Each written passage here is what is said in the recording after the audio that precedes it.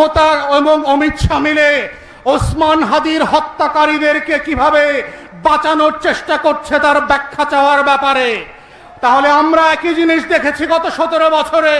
দিল্লির আধিপত্যবাদের বিরুদ্ধে চোখে চোখ রেখে যদি কথা বলা না যায়, স্বাধীন এবং আজাদির পক্ষে, ইনসাফের পক্ষে যদি আপনি দাঁড়াতে না পারেন, তাহলে তার পরিণতি কি হতে পারে।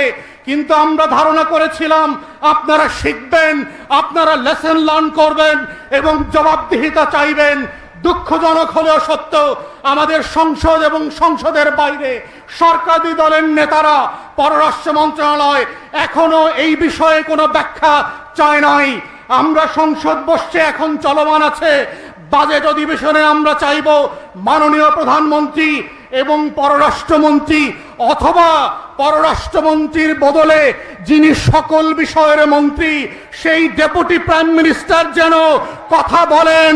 বাংলায় না পারলে সংবিধান খুঁজে বের করেন কোন ধারার বদলে মমতাকে এবং দিল্লিকে চিঠি লেখা যায়।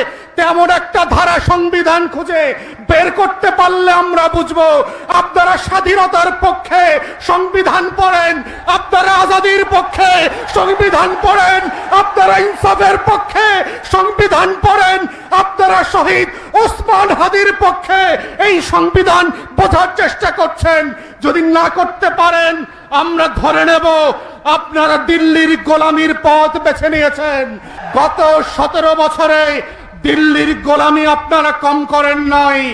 আপনাদের মন্ত্রী মিনিস্টার নেতারা অমিত শাহের পায়ে গিয়ে অর্ঘ্য দিয়ে আসছে, মাথা নত করে সেজদা করে আসছে, তারপরও দিল্লি আপনাদেরকে বিশ্বাস করে নাই। অতএব সেই অতীত থেকে যদি আপনারা না শেখেন, তাহলে বুঝতে হবে আপনারা বদলান নাই, আপনাদের খাসলত বদলায় নাই।